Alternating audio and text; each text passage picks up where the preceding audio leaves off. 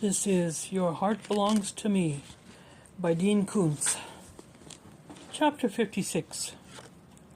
Whether he was weak from loss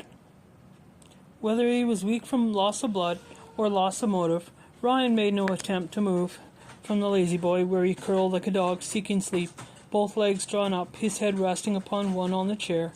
When the lava lamp had exploded, one of the two table lamps were knocked over and extinguished by flying debris, now largely lit by candles and by two wicks floating in pools of scented oil. The room, though little damaged, seemed strangely like a ruined brightened only by the last residual flames of a great fire. Whether long after Violet had gone or immediately in her wake, Ryan could not be certain. A hunched and scampering figure entered, muttering worriedly, cursing angrily. It hovered over him, touching and poking, its breath sour enough to be the exhalations of a troll that ate whatever might wander under its bridge.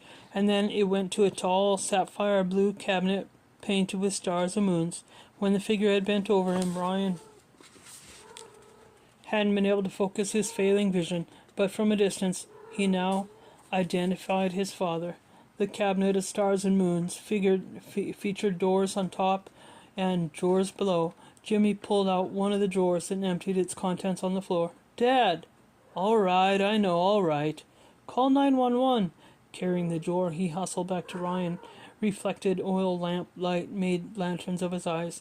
"Can't let the son of a bitch cops find my stash." He released the false bottom of the drawer, plucked it out, threw it aside. Next he removed a 4-inch deep rectangular metal lockbox of the kind in which small businesses secured the folding cash at the end of the day of it. I'm shot. Fumbling with the lunchbox latches, Jimmy said, Minute! From the metal box, he took plastic bags of pot and hash each.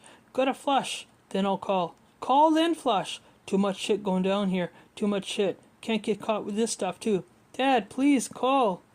As Jimmy scuttled away through the baleful light, muttering to himself, gotta flush. He was reminiscent of no one as so much as Rumpelstiltskin, except more demented. Ryan tried to get up from the chair. He passed out. Approaching sirens woke him. Jimmy was bent over the lazy boy, pressing a rag to Ryan's head. "What you doing?" "Gotta stop the bleeding." The damp rag smelt like dishwater, but Ryan didn't have the strength to push it away. He spoke, though, as if it fluttered against his face. "Dad, listen! They're almost here." "Wore masks." "Who did?" Broke in wearing masks." "Like shit they did." "We never saw faces." "I saw their faces." The tail of the rag flicked into his mouth, and he splattered out. "They had wrong address." "Be quiet! Keep your strength. They wanted Curtis someone." "Shit they did! No Curtis here."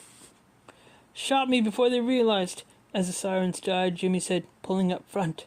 Rallying himself, Ryan grabbed the rag and tore it away from his face. "Listen, that's the story." Confused, his father said, "We need a story." "We need a story?" Ryan could not finger Violet and her two associates. He didn't want the old man to do it either. "Deep shit, Dad. We need a story. Masks. Wrong address. Curtis someone," Jimmy said. "Can you do it?" "Bullshit cops. Been doing it all my life." So recently willing to die, Ryan was surprised as the medics bent to him how much he wanted to live. End of 56.